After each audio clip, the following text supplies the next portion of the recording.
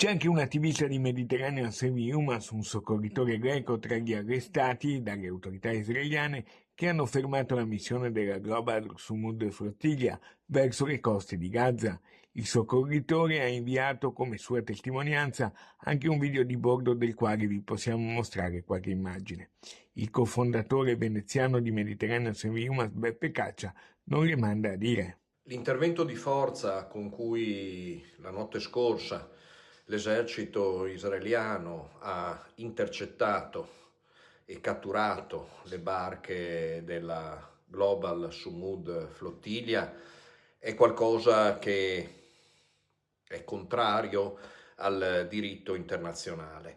Fermare in acque internazionali imbarcazioni che portavano soltanto aiuti umanitari, cibo, generi di prima necessità alla popolazione civile di Gaza, una popolazione stremata da bombardamenti, attacchi, massacrata con decine di migliaia di vittime, è l'ennesimo crimine di guerra, l'ennesimo crimine contro l'umanità. Per Caccia la flottiglia è però anche un segno di speranza. La flottiglia ha però dimostrato che esiste una società civile in Europa e in tutto il mondo pronta e disponibile a fare quello che i nostri governi finora non hanno fatto. Poi, sempre Caccia, poco dopo, dal porto di Trapani, a bordo della nave mediterranea, ferma per lo stop di 60 giorni per effetto del decreto Piantedosi, denuncia una nuova aggressione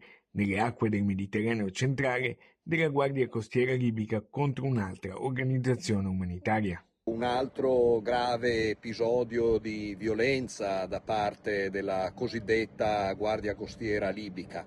Infatti, mentre la nave Sea-Watch 5 stava effettuando il soccorso di 66 persone in acque internazionali, c'è stato l'intervento di una motovedetta, una di quelle regalate dall'Italia fin dal 2018 ai libici, che non ha esitato ad intimidire prima e poi a sparare dei colpi